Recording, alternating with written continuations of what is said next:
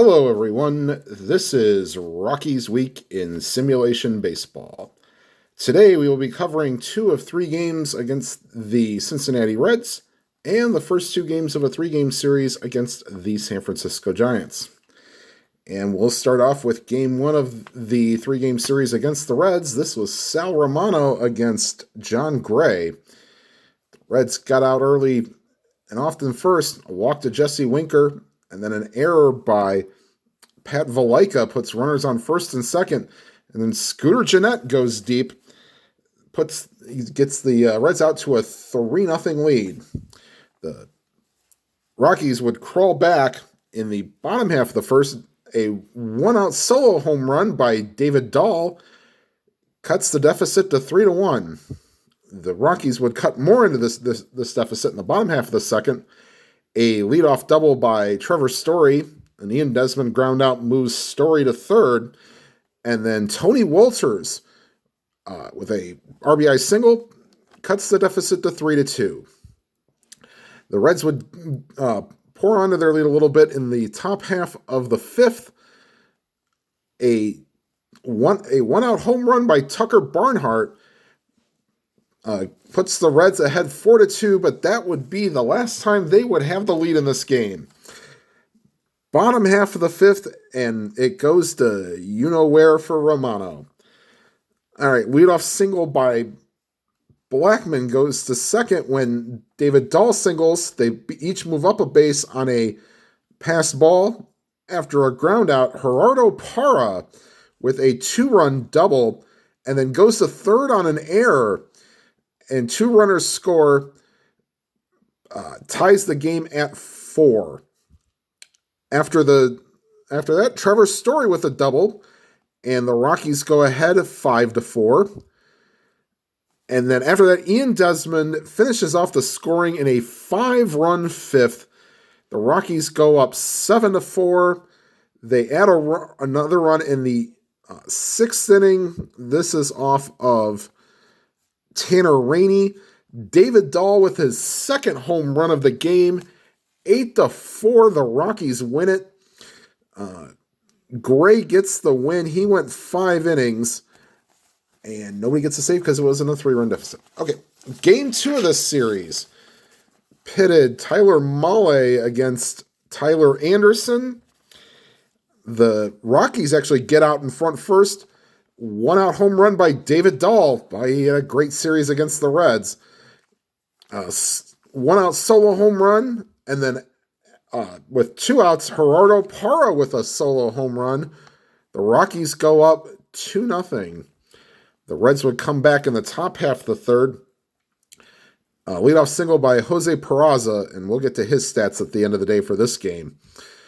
Steals second, goes to third on a ground out by Gennett, and then Joey Votto with a RBI single cuts the Rockies lead to 2-1. They would take the lead in the top half of the fifth. Billy Hamilton leadoff single goes to second on a stolen base, and then Peraza again with an RBI single. Actually, it wasn't an RBI single. He gets a base hit, scores Hamilton, ties the game at 2. And then Gennett with a double, that scored Peraza all the way from first. The Reds go ahead 3-2 after a Joey Votto walk. Eugenio Suarez with a single scores Gennett, capping a 3-run inning. The Reds lead 4-2. The Rockies would get it within 1 run in the 5th inning.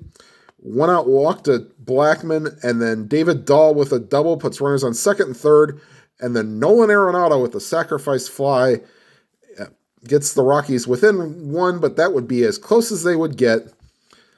In the top half of the 6th inning, a single by Alex Blandino pinch hitting for Mahle goes to second on a wild pitch, and after a ground out by Hamilton, Jose Peraza again. And let me tell you about his day. 4 for 5 with a walk. Wow, what a day. Anyway, he doubled the score Blandino. Jeanette single to move Peraza to third, and then Votto with the sacrifice fly. 6-3. They would add a run in the ninth on back-to-back doubles by Brandon Dixon and Tony Cruz off of Brooks Pounders. 7-3 is your final. Let's see. Male would go 5 and would get the win. And Anderson goes 5 and gets the loss. All right, and for those of you that watched Game 53, it was a fantastic game. Some heroes that you might not expect helped the Rockies to get a win, and maybe some that you didn't. Maybe some you did expect. All right, we'll start with go with Game 1 of the series against the Giants. This would be Andrew Suarez against Chad Bettis. Giants get out first in the top half of the first. A 2-out rally when Buster Posey singles, goes to second on a walk to Brandon Belt. And then Evan Longoria with an RBI double, 2 RBI double.